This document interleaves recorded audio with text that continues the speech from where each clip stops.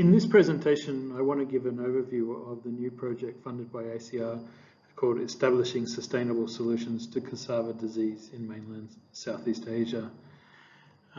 As you've heard in the last few days, during the life of the project, cassava disease became a bigger problem in many of our countries that we were working.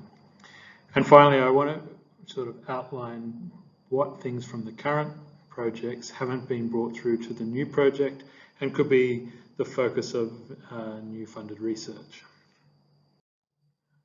So as I mentioned, the project is titled Establishing Sustainable Solutions to Cassava Disease in Mainland Southeast Asia. And as the name suggests, this is Vietnam, Cambodia, Laos, Myanmar, with in-kind funding from Thailand and China. So in the list of partners there, you can see those people involved in that project, and there's some new faces compared to who we've had in the last few days. The other feature of this project is there's considerable in-kind support from RTB to ensure that we have the right people involved in the project from CASSAVA. Objective 1 really follows on from what we've been doing for the last 4 years. So assessing the opportunities, challenges and risks for the development of sustainable regional solutions for cassava disease in mainland Southeast Asia, including policy developments, sustainable business and private sector funding models. So when we look at the design of the project, Objective 1 is the blue-coloured activities. We start off with a similar focus to the current project with Activity 1.1, continuing to do those market and policy scenarios and communicate that information to partners. As you saw in the last 4 years, a change in price can really destroy a business model, especially some of the work we're proposing to do around seed multiplication. We'll also be doing economic assessments at different scales. We'll be looking at the willingness to pay or the willingness to supply planting material. We'll be looking at the characterization of the seed system and how planting material moves through the country. We'll be also really focusing on developing these business models around the multiplication and dispersal of new varieties or disease-free stems. We'll be continuing with the stakeholder platforms and networks, many of which have been established in the last 4 years. We're really going to continue to look at alternative funding models. How can we leverage funding from the private sector and the public sector to achieve some of the objectives? So how that looks visually, we'll be continuing with the Cassava Lighthouse. We'll be continuing to do economic analysis of the results of agronomic trials and working them through from plot level to national level. We'll be focusing a lot more than we did in the current project on experimental economics, running auctions for whether people will buy clean planting material or new varieties, and see how that impacts the business models. As I mentioned, the platforms that we've established will be key to making sure we're scaling out these innovations. And we'll be using a similar outreach strategy as we have been in the current projects, with the website, with Facebook, with the Twitter account, which we didn't have in the current project. You notice that the membership is currently at just over 200, so we've got a long way to go in terms of pulling in the audience that we have in the current projects. The second area of work is around breeding, enhancing the capacity and collaboration of breeding programs to develop new product profiles for disease resistance in Southeast Asia. The first activity under Objective 2 is around developing protocols and capacity development. This has been one of the unfortunate things of COVID, is that a lot of that planned training has been set back, although we're doing our best online to continue to do some of that work.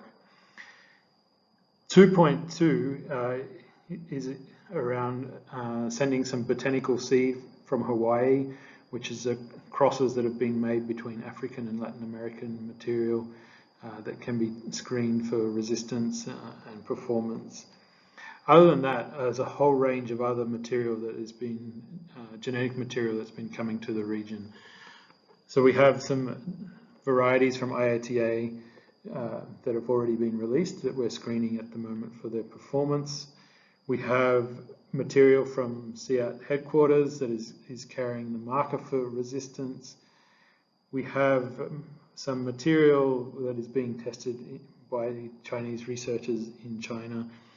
But what we do have is a whole range of land races that were collected in an adoption study, which is similar to what we're proposing to do in activity 2.5 in the other countries. This material is actually proving to be very exciting and is showing some good resistance to CMD. So to show that how things are going, you can see that we do have good resistance already in the country. These two varieties, this is a spreader row to show the difference and move the disease around, and this is one of the introduced varieties. Here are some of the local varieties from Vietnam that are being screened in Tay Ninh at the moment, and again we have a range of varieties that are very susceptible through to some varieties here that are showing some very good tolerance. This is a photo of some of the IATA varieties that are being tested in Tay Ninh at the moment, and they will arrive in Laos and Cambodia very shortly. So in the current season we are moving a few of those varieties into a conventional yield trial to see how they compare to current varieties in terms of yield and starch content, and whether a farmer is going to be interested to grow them. They may be resistant, but unless they're competitive against either clean steaks from KU50 or something like that, they may not be adopted. Our Vietnamese partners have already established crossing blocks in 2 locations and using red lights to induce for flower induction. So we have a site now in Son La, managed by AGI, but on the Namasi research station, and a site in the central part of Vietnam in Lam Dong, managed by Hung Loc Research Center. The third objective is around disease diagnostics and surveillance. So to develop, test and deploy diagnostic protocols, tools and information platforms fit for purpose in monitoring, surveillance and certification applications. So in the project structure, again, we start with capacity building of National Plant Protection Institutes, followed by regional surveillance for CMD and cassava witches broom disease, including also some surveillance for whitefly population and dynamics. So that will all contribute into an understanding of the current situation and feed in with the seed system to understand how disease is moving around. We're also developing with the University of Queensland some field level diagnostics, which will enable people to be able to get results in an hour or so rather than weeks, or in the case of the moment where supply chains are really blocked, months before we know if what we're seeing in the field is actually infected.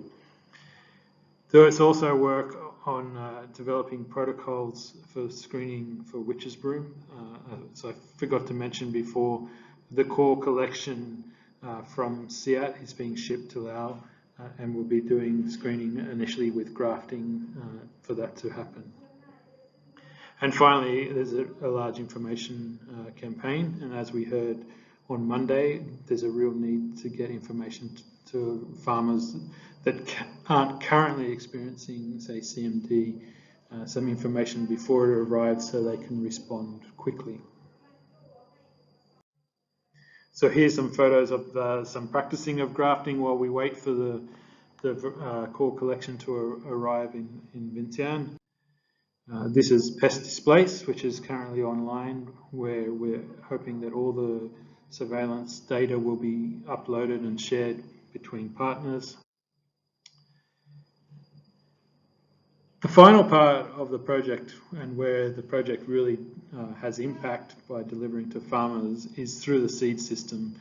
So the agronomy activities and seed system aim to develop and evaluate technically feasible but also economically sustainable seed system models for dissemination of both the new varieties that are coming, but also disease-free or clean material. And we're using our current knowledge of the value chain through the current project to work with those partners for this to happen. So here we are at the green. Again, there's some extension information that is part of it. There'll be multi-location trials of new varieties coming out of the breeding pipeline. There's rapid multiplication strategies, which is currently happening, particularly in Laos, and with the aim to optimize not only root production, but now when we start to add a value onto the stems, how you change that production system in light of our business models for the seed system. So this is just a quick graphic of seed system approach. So we're really working from in vitro through to farmers' field. This work has begun before the lockdown. We had experts from Kali coming out and working with national partners, and we were shipping material for multiplication in Laos with NAFRI, and also to Cambodia with CARDI. CARDI is not a funded part of the project through ACIAR, but we're using other resources to include them in the activities, including the CAVAC program that is supporting it, and there's a few other things in the pipeline to support this key part of the seed system. These are some pictures in Laos where we already have the tunnel system working. We have 4 tunnels at the moment. At the moment, tunnel 1 has KU50 in it, and it was just harvested for the 3rd time, so it's produced around 3,000 plants since it was established a few months ago. In tunnel 2, we have Rayong 11. This, we know from the results you heard from Cambodia, is quite susceptible to CMD, but it's still a good variety in parts of Laos where there is a witch's broom problem. We also started to multiply some advanced breeding lines. These have now been removed, and we're waiting for new clean material to go into these tunnels. From the tunnel, the plants are moving to a screen house. Been working with a forestry company to look at how they multiply and propagate their eucalyptus, who have got us onto these seed trays, and we're actually moving to a new system that uses trays and a fibre cell cocoa peat that can be planted directly in the ground. The first planting of those little seedlings happened a few weeks ago, and we're excited to monitor them and see how they perform. And they are currently in a range of trials, including density trials, to compare the root yield you would expect starting with seedlings versus if you start with stems. So to look at the economics at the field level of the seed system, and whether this is something that can fly on its own and a farmer would be interested to receive plantlets and plant them, or it's something that still needs to happen in a central location with government partners and private sector supporting it. So as part of that, you heard Imran talk previously about some of the work on changing the timing, the role of irrigation.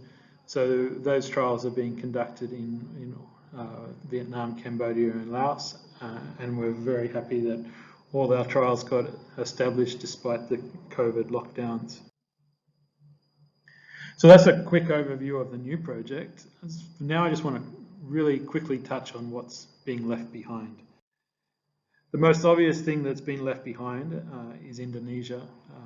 So there's potential to develop something for Indonesia with links to the Pacific and potentially the Philippines that has a very more similar cassava economy with the dual sectors of consumption and the commercial sector. I'm quite certain, unfortunately, that CMD and witch's broom are likely to reach these other areas. witch's broom has been in the Philippines for some time, and we know that people are moving stems to Indonesia from the mainland. This will become a greater risk as resistant material is developed in the mainland, and then traders won't know that they're moving stems that potentially have the disease, but which, once that occurs, will get into the eating varieties that we're not working on in the mainland. It would be very easy to replicate the seed system models that we're developing in the mainland. You heard from our Indonesian partners, one of the major constraints was multiplying the varieties up to distribute. So a focus on creating the tunnels in some of those main hubs would enable them to reach more farmers quickly.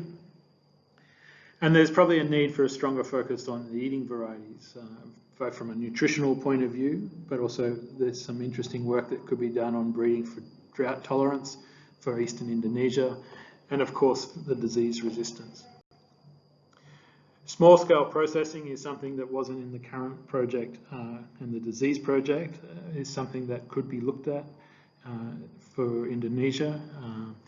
And then you could also go down to working with large-scale processing and exploiting some of those new market segments from food applications through to things like bioplastics.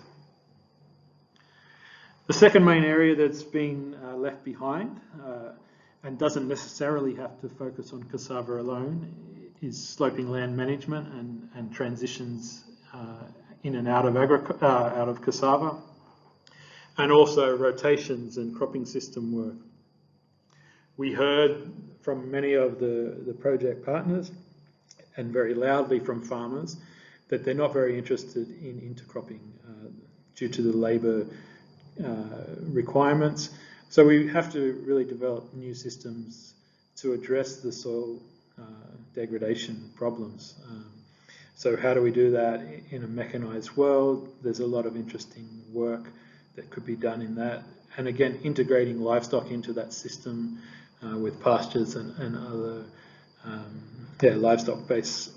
crop livestock-based systems. There could also be some work on the on-farm and household utilisation of cassava in terms of food and livestock. There's more interest in the role of roots and tubers in food security and nutritional outcomes, especially in light of climate change and the risk of climate events impacting food security. So Indonesia is taking a more active role at looking at cassava again for food security and national security, and also some of the nutritional projects in Laos and Cambodia. Finally, I think there's some work that could be done with behavioural scientists looking at how we do nudge practices, change practices. We heard from the work on fertiliser that often farmers recognise the benefits of using fertiliser, but after they harvest the crop, that the income generated is spent. So whether we can come up with ways of working with financial institutions or other NGOs to look at working on household level savings, pre-purchase commitments, what's the impact of free delivery on whether you can get farmers who say they're interested in fertiliser to actually use fertiliser. So that's a very quick overview of where we're going in the new project and potential areas to continue to work on in a different project. And I hope there's a lot of discussion today and in the coming few days about how we may take some of this work forward.